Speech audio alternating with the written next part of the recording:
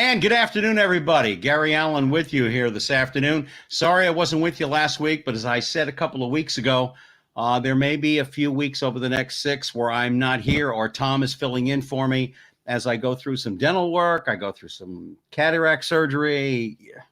They're lumping it all at once, and it's craziness. It's craziness. But I hope all of you have had a great 2 weeks in the time period that since I saw you last. We've got a great show coming up for you today, as well as one next week. I'll talk about that one towards the end of the show. It's a Memorial Day special. We're going to have some people on that were vets. Also, we're going to have a young lady on, Martha Bolton, who wrote a book along with Linda Hope, Bob Hope's daughter, called Dear Bob, letters that came in from service personnel to thank Bob for all the wonderful things he did for years. We're also going to have a gentleman from the Elks Club to talk about what they do for veterans. And the actor Ronnie Shell is also going to be joining us as he talks about his time in the United States Air Force, military branch that I'm very proud to say I served in as well.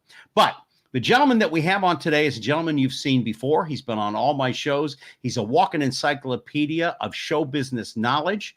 He's an author, a producer, a director, a stand-up comedian, Emmy and Grammy nominated individual. And he's written some wonderful books, the Lucy book, a book on Ethel Merman, the greatest Broadway performer. And recently, about a year or so, he released this book, but he's got a rewrite on it now. It's the story of the biography of the legendary Ella Fitzgerald.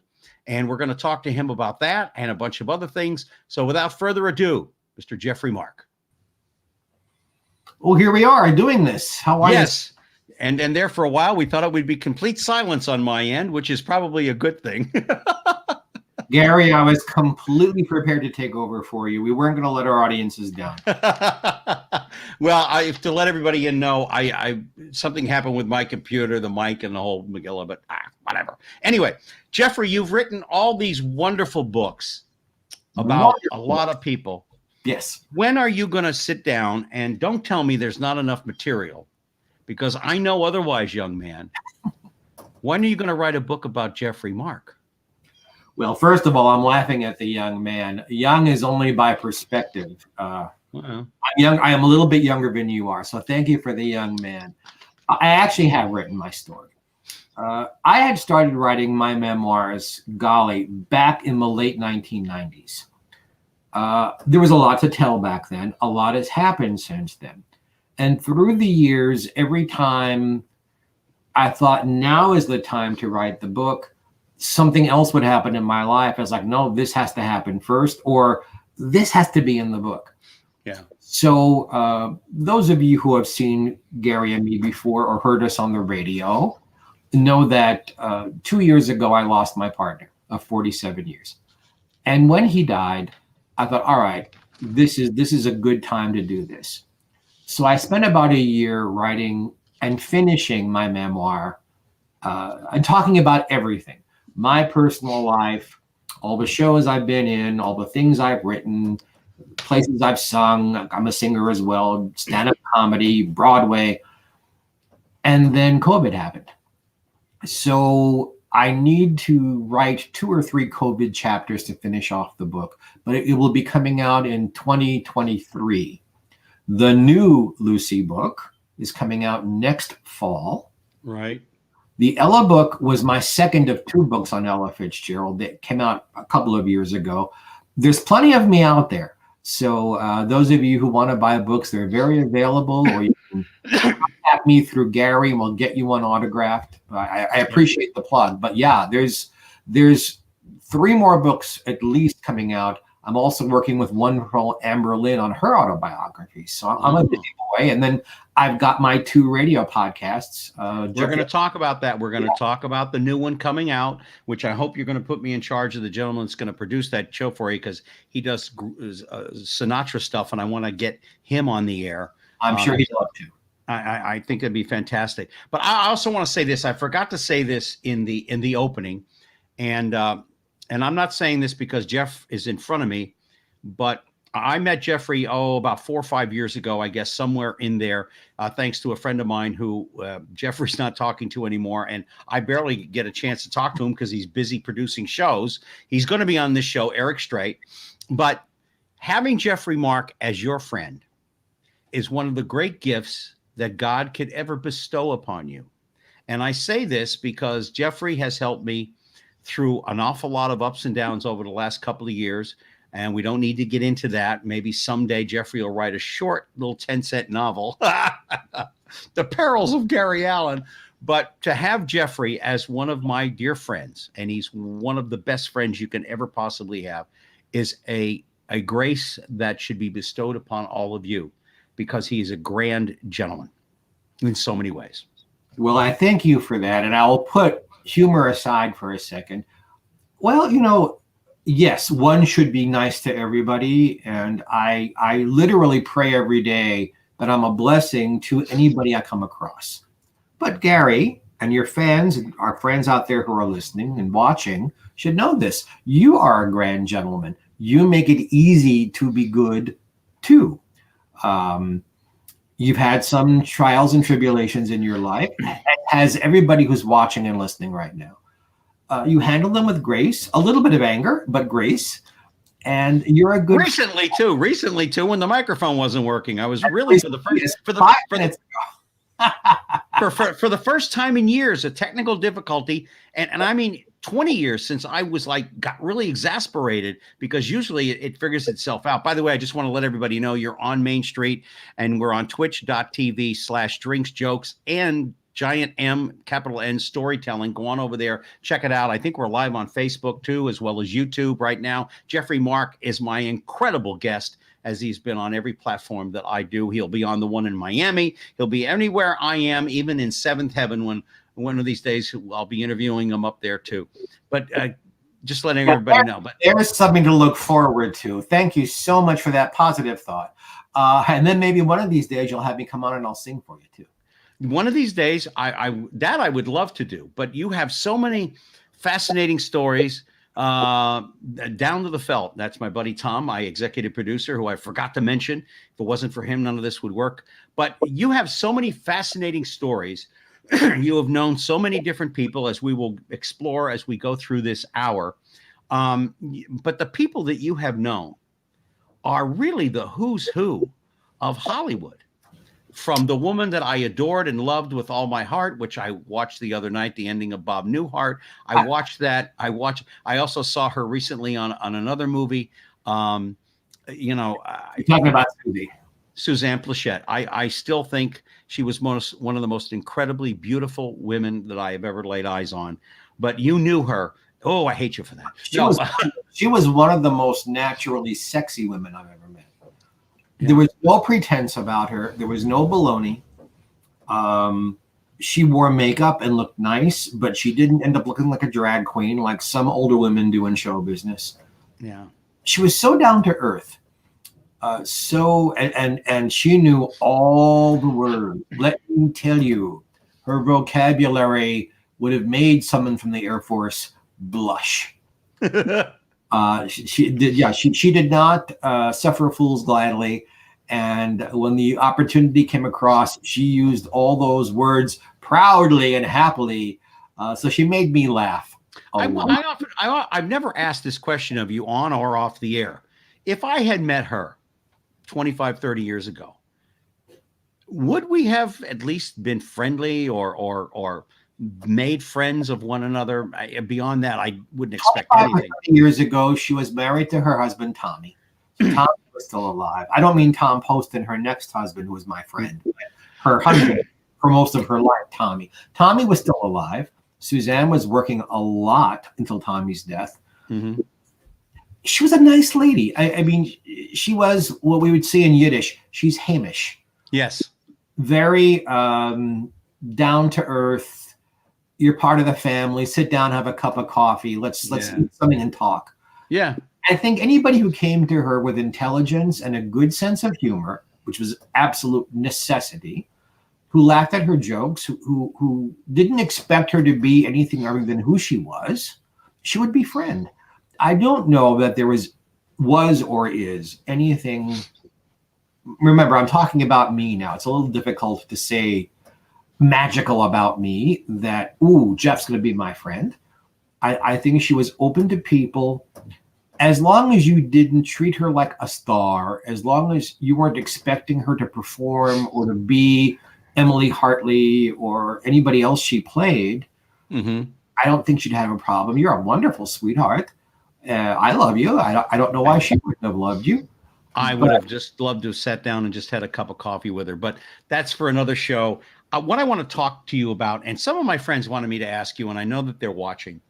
When you decide to write a book, do you know? I mean, obviously, you know eventually, but when you say to yourself, it's time for me to write another book, who am I going to write about?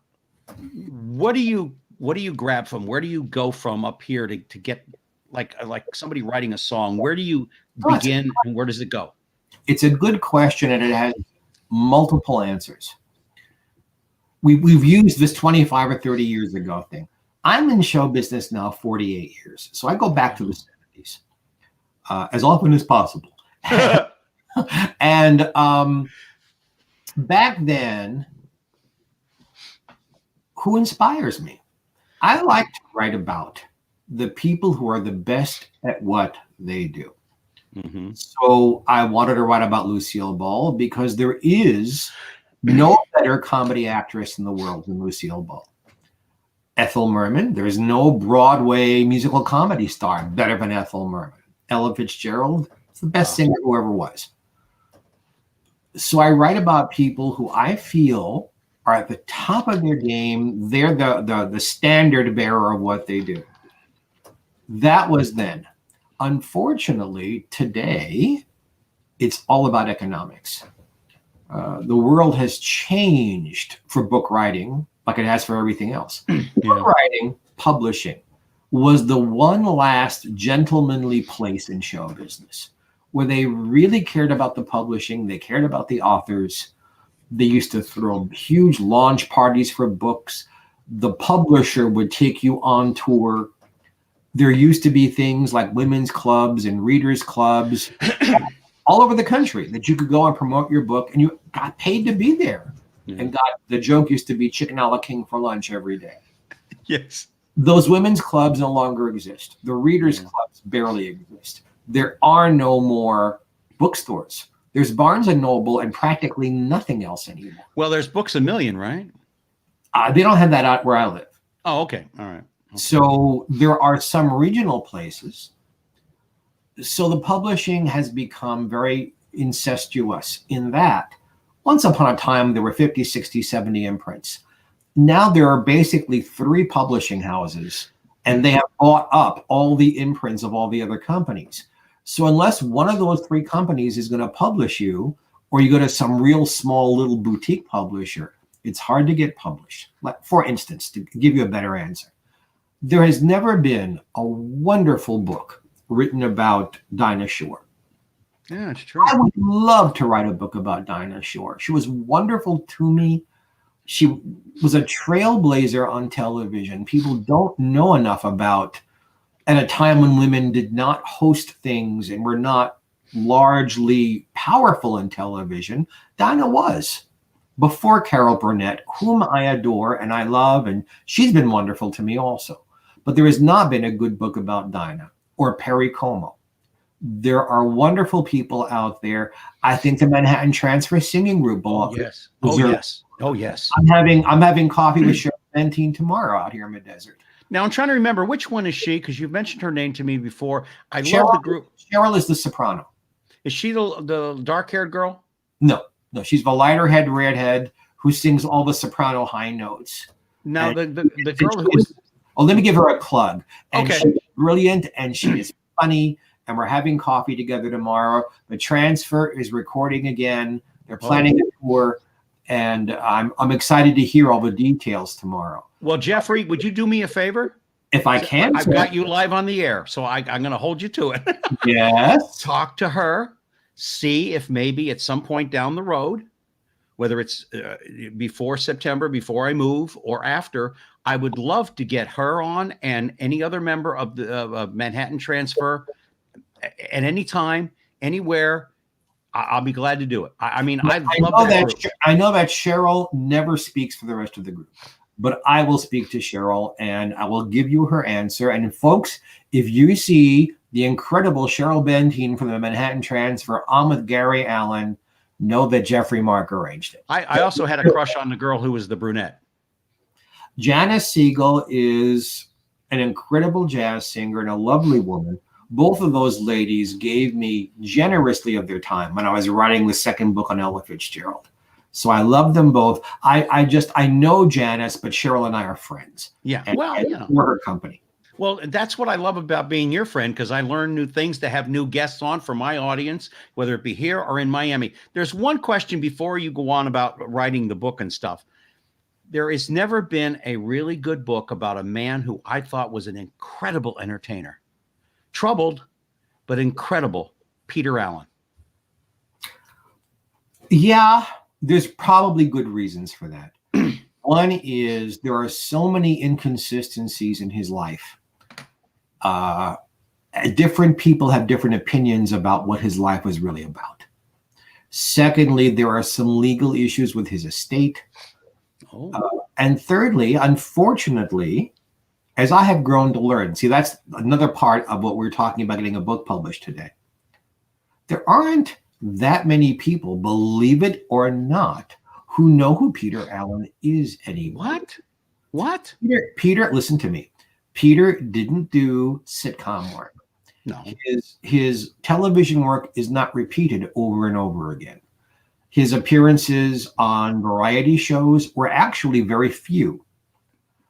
He did mostly stage work and nightclub work and recording work. Younger people today, and this is no disparaging younger people, just don't know if they're not around now, or if they didn't grow up watching you on Nick at Night or Nickelodeon or Disney or some platform they grew up with or they're watching now. They don't know who you are. I have young people. I'll use my own family. My grandchildren have no idea who Ethel Merman is. Not a clue. My grandchildren don't know who Ella Fitzgerald is. They know Papa with these people and wrote about them. The only one of the people of the names we've mentioned that my grandchildren know is Lucille Ball because of I Love Lucy. Yeah. But even with that, I am meeting young people today who have never seen an episode of I Love Lucy. So it's hard to get anything done about anybody who isn't considered current. The problem with Dinah Shore, Perry Como, is that young people have no idea who they are. I could write and spend 3 or 4 years of my life writing, hopefully, a brilliant book about Dinah, and 17 people will buy it because they don't know who she is. Her stuff wasn't rerun. See, to you and I, to baby boomers especially, Dinah Shore is current. We grew up. She was on once a week. She was on every day for decades. Mm-hmm. But she wasn't on every night or every week or every day to the young people. To the young people, maybe they've heard Buttons and Bows, or maybe not even that. And this is not a new phenomenon. When I was working on the first Ella Fitzgerald, because they are two separate books, the first Ella Fitzgerald book, I was at UCLA, which is in Los Angeles, in Westwood. Yes. And I was there to watch videos. The person who was in charge of their video vault allowed me to come in and watch some rare things to write about. And a friend of mine was a professor there. I was going to meet him for lunch. And I was sitting on the steps of the building that housed all the videos. And I'm sitting there. And a young gentleman who was a student there probably came over to flirt with me, but came out and sat down next to me. Well, what are you here for? Oh, I'm here to do research about Ella Fitzgerald. Who's Ella Fitzgerald? Now, this is the early 1990s. Ella was still alive and still working. I said, oh, you know, Count Basie, nothing. Duke Ellington, nothing. I had to go through a dozen names. Finally, Frank Sinatra. Oh, I've heard of him. A few years later, the book comes out. I'm invited by a high school in Manhattan, in New York City, to come give a lecture to their music students. And to prime the pump, so to speak, I played them a piece of video of Ella Fitzgerald on the Tonight Show with Johnny Carson. And I And here we go, this rare thing, Johnny Carson. And there were crickets. And I said, you guys don't know who Johnny Carson is? They said, no, who's Johnny Carson? He retired like 3 or 4 years earlier. But these high school teenage students did not know who he was. It's a new phenomenon, young people having no sense of history. Where when we were growing up, we knew who Fanny Brice and Eddie Cantor were. We knew who our grandparents enjoyed, who our parents enjoyed. And then the current, for us, it was the Beatles or Dino Desi and Billy or the Beach Boys. We knew the whole history of show business, modern show business. Yeah. For better or for worse, young people today don't. I have a wonderful friend, James Gavin, who's written brilliant books about Lena Horne and Peggy Lee and lots of other people. His next book that's coming out is about George Martin. Not George Martin. Oh, good heavens. This is what happens when you're in show business this long. You have so many names in your head. Gary, the British pop singer who was arrested in a men's room. George Michael. George Michael, thank you so much. Not George Martin. There have been books written about George Martin. He was the guy who helped the Beatles have their sound. That's a different story. But he's writing about George Michael, not because George Michael's music particularly sings to his heart. It'll sell. But because it will sell. And isn't that a shame? Because I grew up, as you grew up, I loved classical music, opera, show business. I love the old Spencer Tracy movies. I mentioned his name the other day, and a 30-year-old went, "Who? Who?" You know, I mean, it's incredible to me what the young people today really don't know. Here's a good story. And I spoke to this lady yesterday, as a matter of fact. I was on the phone with Barbara Eden yesterday, which reminds me of this story. Dawn Wells, who was Marianne on Gilligan's Island. Dawn and I, God bless her, she passed away this year from COVID. But we were dear, close friends for 25 years. And Dawn liked to throw me birthday parties. And one year, it was going to be a dinner party, very small, around her pool, an outside barbecue. Mm-hmm. And it was Peter Marshall, who was the original host, the master of the Hollywood Squares, and a brilliant vocalist, and a wonderful man. And his wonderful wife, Lori. And we've been friends for many, many years. Barbara Eden and her husband, Dawn Wells and her manager, our mutual publicist, Harlan Bowl and his partner, and myself, and an employee of mine who helped, drive me into Los Angeles and get me there. So he's like 22 or 23. And I whispered in his ear, "You must be so overwhelmed with all these big stars sitting here." And he whispered back in my ear, "Jeff, I don't know who any of these people are." Oh, God. He'd never seen Hollywood Squares. He didn't know who Peter was. He'd never seen Andrea Magini. He didn't know who Barbara was. He'd never seen Gilligan's Island. He knew Dawn because he'd met her before, but not as a celebrity, as one of my friends. He knew Harlan as my friend. He didn't understand that Harlan's one of the biggest publicists in the world.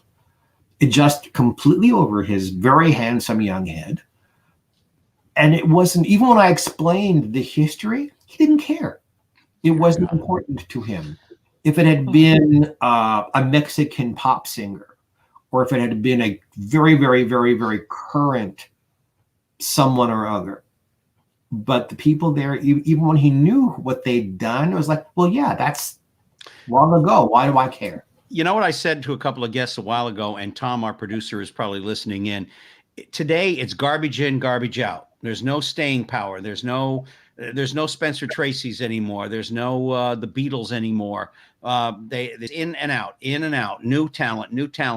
It's like I was talking with a dear friend of mine on the phone, Ray Abruzzo, and Ray and I were talking about it one day. This was on the phone, and he said, "Gary, show business and singing, the singing business is like the porn business. It's fresh, new today, out tomorrow. Fresh, new today, out tomorrow. It's like what's new, and that's it. And they pay no attention to anything else. And that's the shame about our educational system, because when we grew up, you learned the history of everything, which is probably why our politics is so screwed up. They don't even learn the history of politics. They don't even understand it. They just go with what their parents tell them to do or what they think they're going to perceive. So it's kind of crazy. When you were writing these books, I know that many authors that I've seen on television have often said the subject matter becomes your best friend. It's an interesting quote. Golly, the subject matter becomes your best friend. It becomes your main interest while you're writing the book. You have to submerge yourself in the subject. We can tell the folks it's not a secret anymore, but I'm writing a new book about Lucille Ball's career. Right now, I am, deep sea diving, because besides the television work, which I've written about extensively, I'm writing about her films, I'm writing about her radio shows, I'm writing about her stage shows, and even the television stuff. Just these last few months, interviewing Carol Burnett, Anne Margaret, Barbara Eden, Rich Little, on and on and on. You submerge yourself. It becomes what you're doing. Show business is a crazy kind of world, because unless you're hired to be on a sitcom or a drama series, and you do 10 or 20 episodes these days, there's no consistent work. It's project to project to project to project. So while you're in a project, for however long that takes, you're submerged. In my case, I'm working on 3 of them at once, type, and my own 2 radio podcasts, which are very different than Gary's. I don't interview people like Gary does. So it's all about me talking about either Ella Fitzgerald or myself. Very different. We're not competitors. But that's a lot of stuff to have on one's plate. It's an unusual amount of stuff to have on one's plate at one time.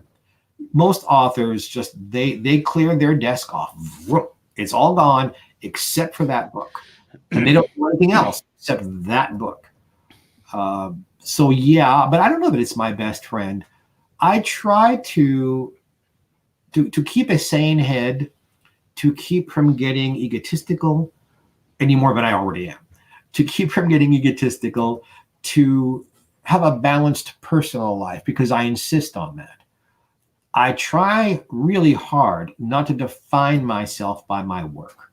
I'm Geoffrey Mark. I actually won an Emmy Award. I'm an Emmy Award winner. I'm a Grammy nominee. I've done this. I've done that. I've been on the stage in New York. I've made movies, blah, blah, blah. That's nice. I've had a wonderful, charmed life creatively. My personal life, not so charmed.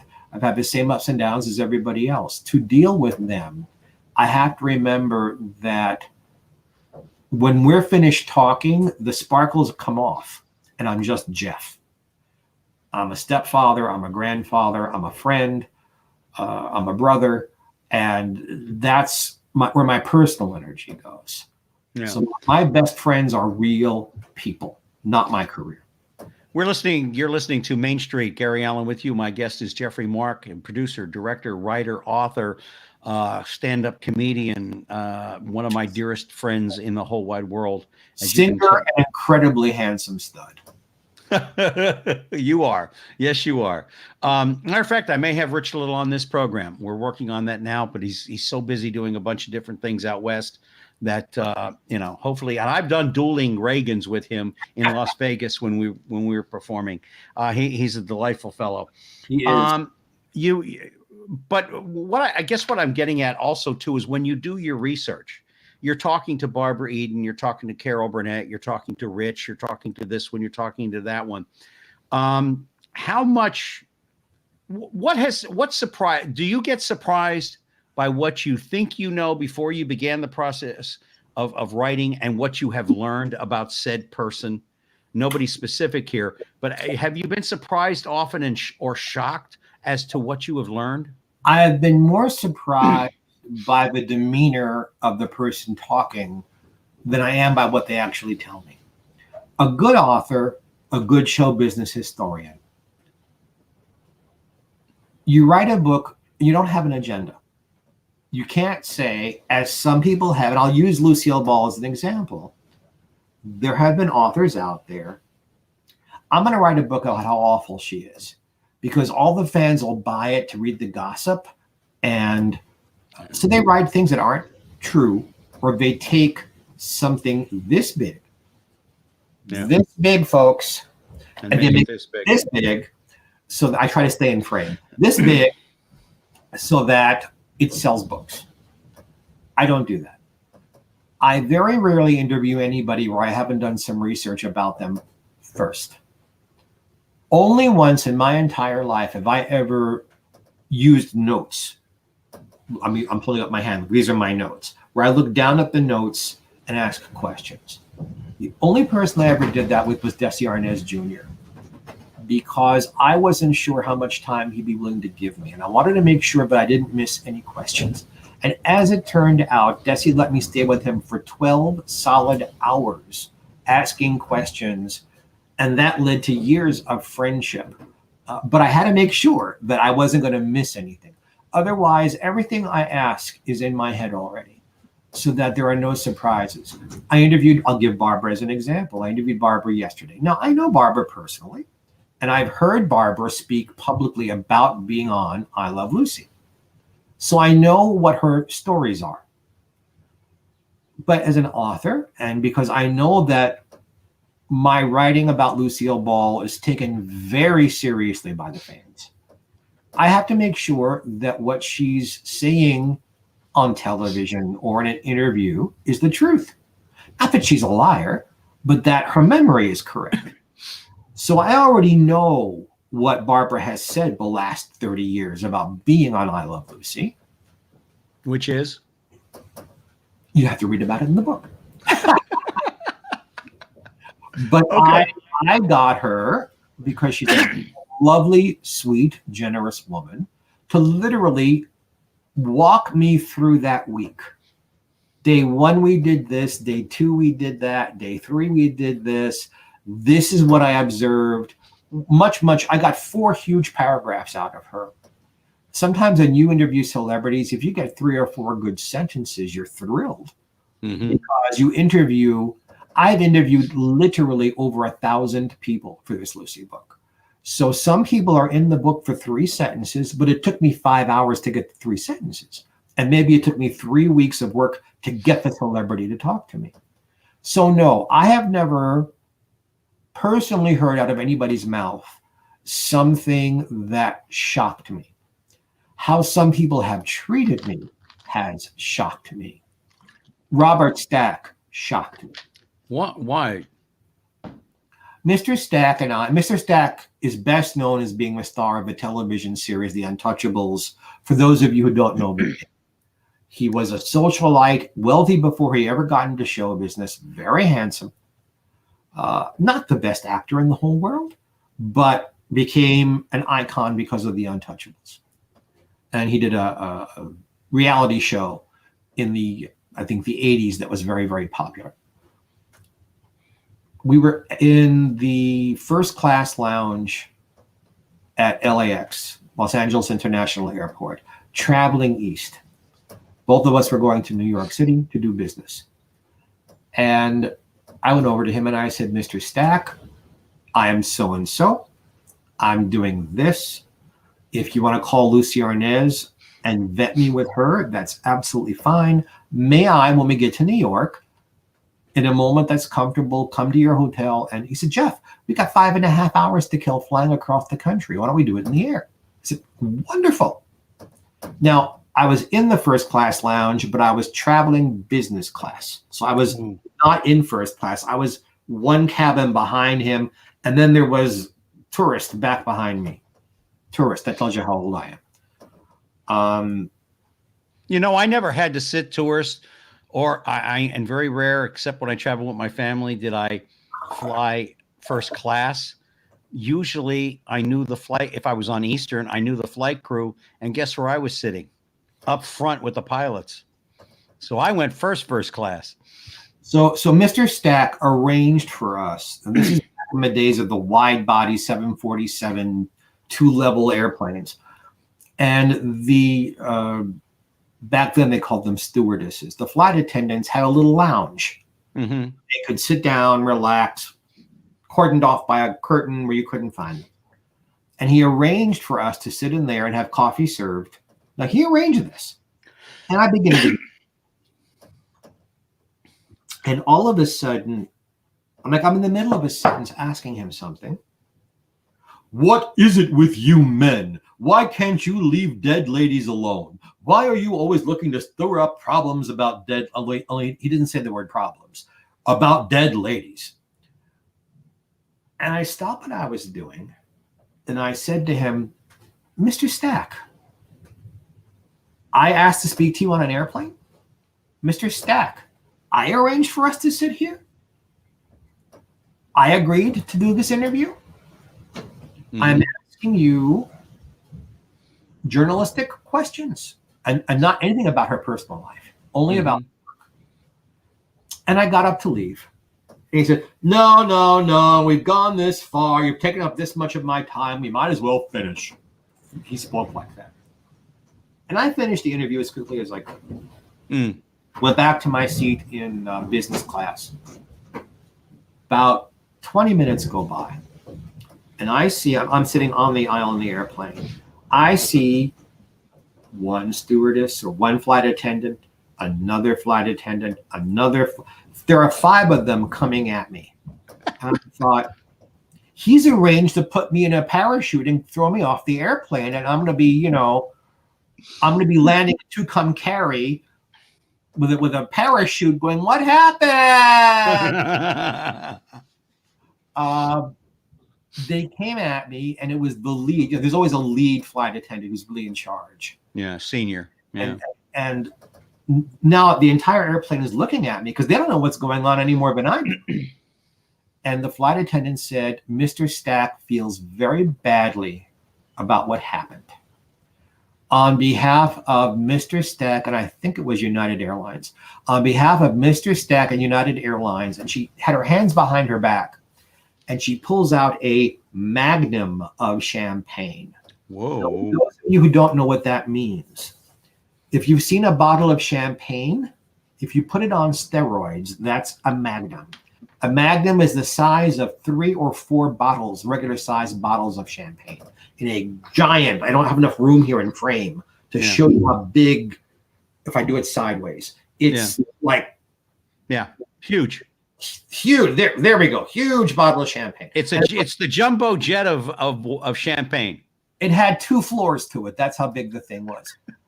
And I'm a recovering alcoholic, so I couldn't drink it. I was stupid. I should have held on to it as a souvenir of hard times in show business. But I gave it away to somebody who drinks. But just the entire thing, you're 35,000 miles in the air, and someone's being rude to you. Like, what do you do? So I've had that kind of rude thing happen from just a very few people. The only thing through the years that made me like was doing research for the second Ella Fitzgerald book. And I got to be able to read the transcripts of the notes. Ella at one point was in a girls' reformatory before she became famous.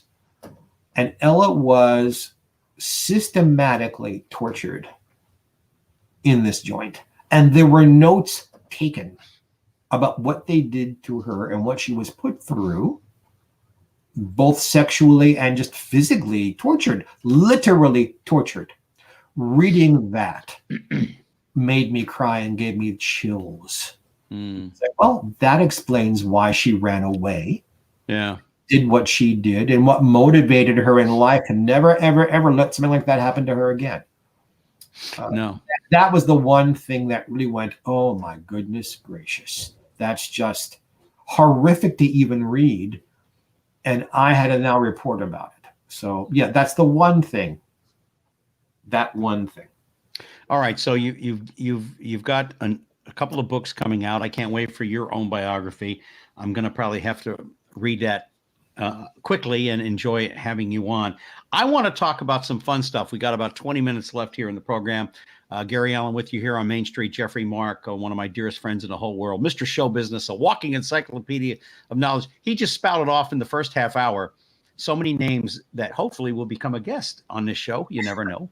You never know. Studio 54. You lived during that generation. So did I. So did I. I'm a few years older than you. Although I didn't live in New York. Gary Allen, if you take me there, I'm going to tell you stories. So be careful where you tread. I listen. I want to go there. I want to lighten it up here a little tiny bit. After Robert, Robert Stack's wife was one of the most beautiful women on the earth. She was a beautiful lady. I can't remember.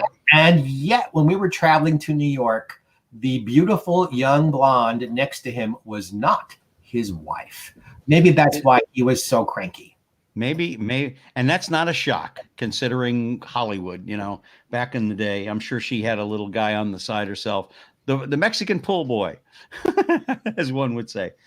Geoffrey lived in New York for a number of years. Matter of fact, he was born in New York, and we've gone over that many, many times. But a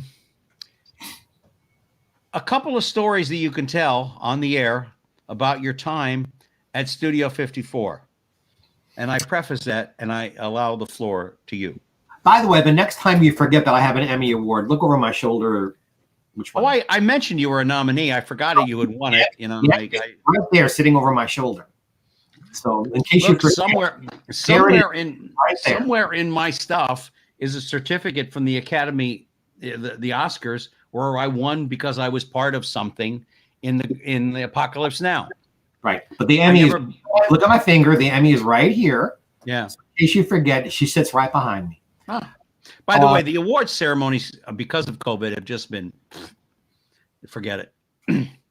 They're doing the best that they can. My publicist and dear friend Harlan Bowl is in charge of the daytime Emmys that are coming up in early June. And considering what's been going on, they're doing the best that they can. It's like what happened. That's why I have the Emmy. The Emmy. Where is it? My camera is backwards to me, so I have trouble. Yeah, when I do my hair, I'm like going this way, that way. Yeah. The reason I have the Emmy is because of what happened at 9/11. Getting the Emmys on. It was a privately awarded Emmy to me for helping out. Studio 54. If you were a young, good-looking, gay or straight or bisexual man in the late 1970s and early 80s, especially if you were in show business, Studio 54 was the place to be. It was the place to be because it had the best DJs, the best music, the hottest music, the newest music. It was celebrities galore, and drugs were everywhere. I was a wild man back then. I don't brag about that. I was an alcoholic and a drug addict. I had pretty much stopped performing because partying was a whole lot more fun than actually working. There were several clubs that had the drugs and the fun of Studio 54 all over Manhattan. Many of them were gay or gay friendly, but did not have the name of Studio 54. In Manhattan, these places were known as well as Studio 54 was known, but they didn't get the national press that Studio 54 did. The place was wild. The music, the lighting, you couldn't really see anybody all that well. There were mounds of cocaine on every table.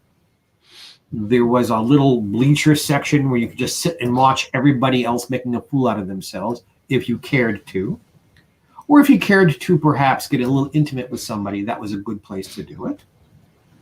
I will not go into details, but I got busy on the dance floor. I was a naughty boy, literally on the dance floor.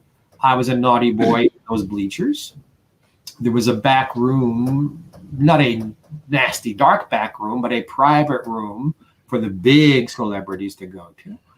And there were other places like this all over town. Without going into any details, Geoffrey Mark found himself nude once or twice in these places. And Geoffrey Mark, because I'm dancing around what you're trying to get me to talk about, interact with Freddie Mercury at one of these places.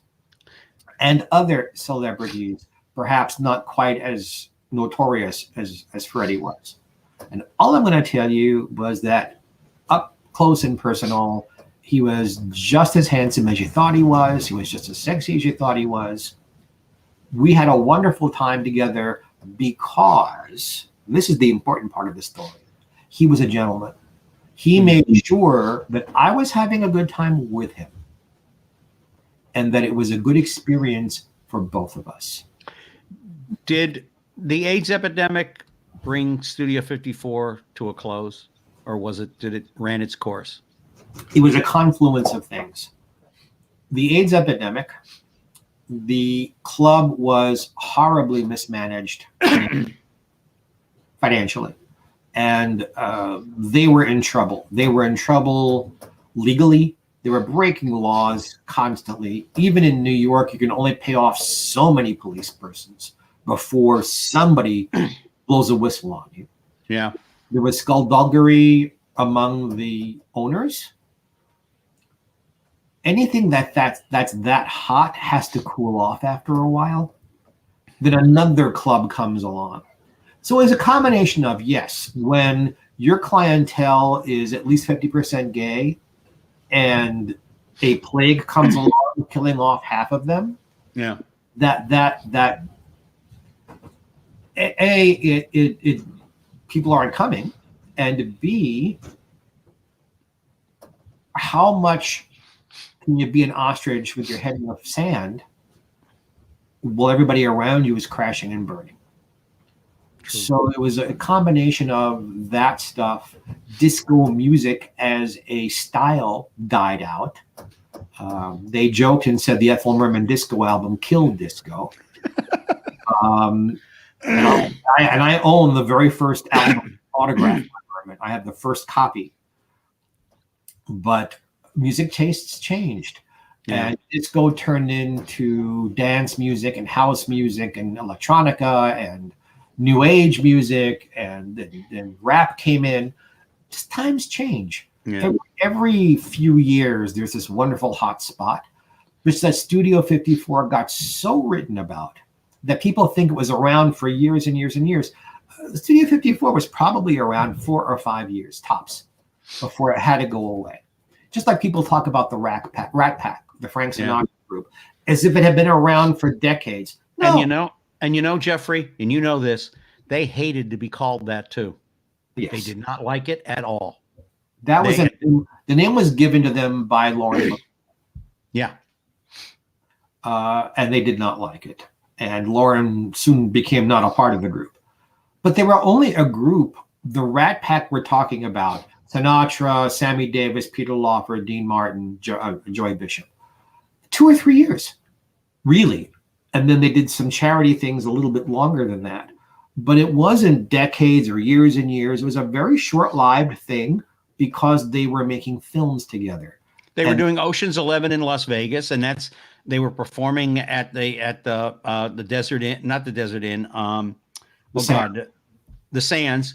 Yes, and that's how it happened, because I got to know Richie Martin, and he always said my dad hated to be called part of the Rat Pack, because that was originally part of the silent film screen group way before them that were called the Rat Pack way back when they started Screen Actors Guild back in the day, which we will get into. The basic group we're talking about started with Humphrey Bogart. It was Humphrey Bogart and Lauren Bacall. It was Judy Garland and her husband Sid Luft, Frank Sinatra, and whoever he was with at the moment. When it first got started, Dean Martin wasn't part of it because he was still working with Jerry Lewis all over the country. Joey Bishop was no part of anything. Peter Lawford got involved with it only because he was President Kennedy's brother-in-law, and Peter's star was on the wane until John Kennedy ran for president. He wasn't making movies anymore. He was doing television, and not even a whole lot of that. Yeah. And then it built again after that. So it's just these people all got together socially. When they were making Ocean's 11, they all performed in Las Vegas together. The publicity of them working all day to make a film and then working all night on stage was gold, gold, gold. Mm-hmm. It helped the box office of the film. It helped the box office in the nightclubs.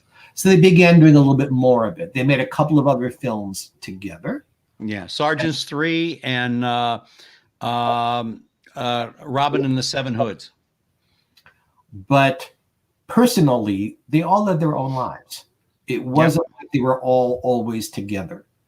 And it was great publicity. It was a great thing for press agents, which is what they were called back then, and columnists to write about. Yeah. But the legend is much bigger than the actuality. And the same thing for Studio 54. The legend is bigger than the actuality. Yeah. There were places in Manhattan that, believe it or not, had more drugs and more sex and more things worthy of scandal than Studio 54 did. Studio 54 was the banner. It was the high level. It got all the publicity. I was there.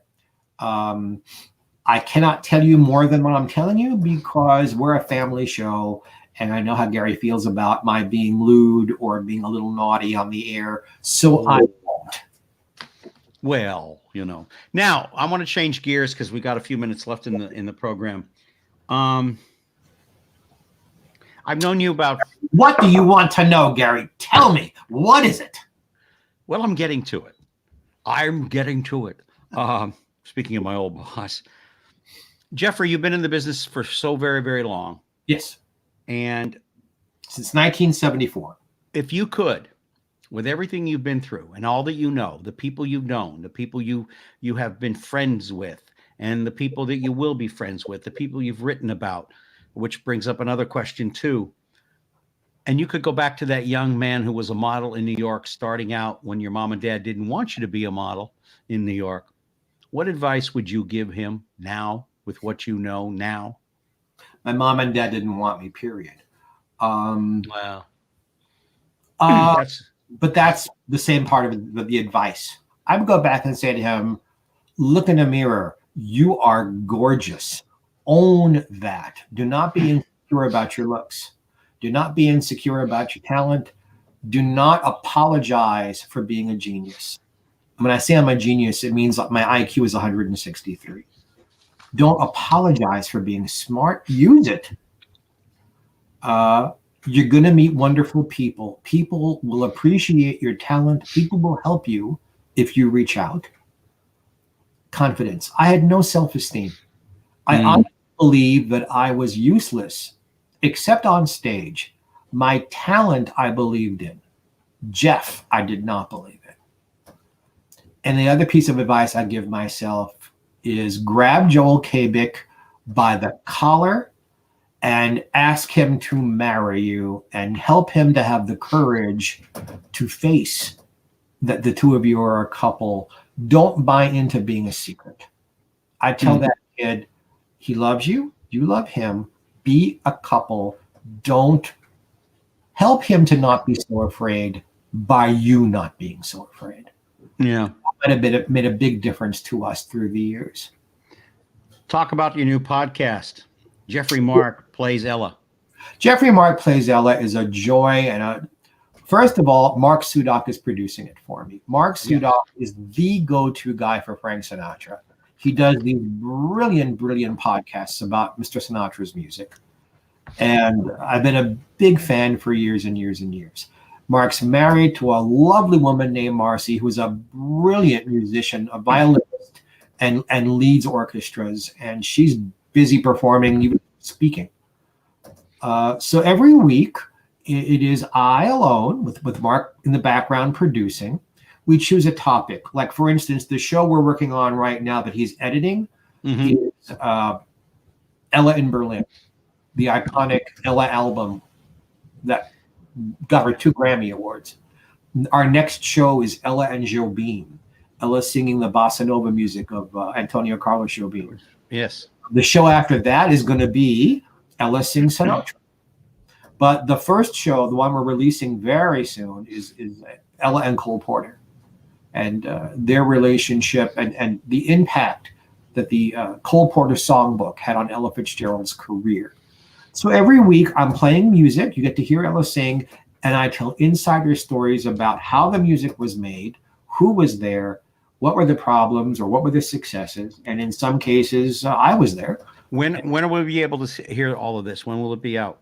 You can actually get a preview of some of it now on Apple Tunes. But we're going to do a big rollout right after the daytime Emmys because we need my wonderful, wonderful publicist, Harlan Bowles' assistance, and he's busy with the Emmys until then. So we're going to plan this to really launch on, and it's going to be on several platforms and a couple of radio stations around the country. So we're going to hit it big in a few weeks. We've done about 10 episodes in the can. So we have 10 waiting for you guys to listen to. And then there is Hitting the Mark, which is my other podcast show, where not Gary Allen, listen to me. I'm having another middle-aged moment where a wonderful, wonderful, wonderful, wonderful journalist in Ohio, Ray Carr, interviews me about just like what Gary's doing today, but we pick only one subject. Really? Ella Fitzgerald or Dinah Shore or Lucy Arnett. We haven't done Lucy Arnett yet, but Milton Berle, my friendship with Milton, or Jack Riley, my friendship with Jack Riley. And we just talk for an hour about the people I've known and worked with and dined with, and in some cases dated, and about Joel and my personal life. And we've done about 10 episodes of those, and those will also be found on the same platforms on Apple Tunes. You can get a preview now of that, and then we're launching that at the same time we launch the other one right after the daytime Emmys. One last question before we have to skedaddle. And by the way, stay on because we'll talk after the show for a few minutes. Absolutely. Who is Geoffrey Mark? A figment of my imagination. Geoffrey Mark, let's see if I have 1 minute to tell the story. My parents' best friends, and I grew up with their sons like they were my brothers. But they also had a son named Geoffrey. When we were little, he was 2 years older. He was Big Jeff. I was Little Jeff. That's easy. Around the time we were 4 or 5, I grew taller than he. Couldn't do big and little anymore. His name was Jeffrey Keith. My name is Geoffrey Mark, middle names. So to these people forevermore, and I mean right up to today, they called me Geoffrey Mark. And in my heart, that's who I always felt I was. Geoffrey Mark was me. For years, I used my full name in show business to give my parents something to be proud of. They never were. Yeah. My father's family and my mother's relatives couldn't have cared less about my career or my success. And about 25 years ago, I said, you know what? I'm dropping my legal last name. Why should they get any credit for my success? Because they don't enjoy it and they don't support it. Yeah. So I dropped my last name, became Geoffrey Mark. And Geoffrey Mark is the performer. He's the writer, singer, comedian, director, producer, author, interviewer, interviewee guy. Jeff is the soul who lives inside of this body. And that's who you've been talking to for the last 57 minutes. You and I have that much in common. My family could have cared less what I was doing when I did it. I used my first and middle name. I was named after Gary Cooper and Alan Ladd. And I don't use my legal last name. And I only keep it because out of respect to my dad, who he kind of appreciated what I did. He would always listen to my radio shows. But when it comes to my siblings, they could care less what I do. I could win 900 Academy Awards and they wouldn't even pay attention to the award ceremony. I mean, they live in their own little worlds and most of them are gone now. So it doesn't really matter. But several years ago out here in the desert, Carol Channing was throwing an event for charity. And my mother happened to be in town. We went there. I got to introduce her to Kay Ballard, to Carol, to Rex Smith, a lot of people who were there. Mm-hmm. And I went there some food. And I sit down with my mother and she said, these people, Jeff. I said, yeah. They know who you are. They think you're talented. They act like you're important. Oh my God. I've been in show business like over 40 years at this point. I'd gotten the Emmy. I've been Grammy nominated. Wow. It's the only time she ever even for half a second acknowledged that I might have had any kind of success in the business. She didn't believe me when I was nominated. Why would they nominate you? Was the answer I got.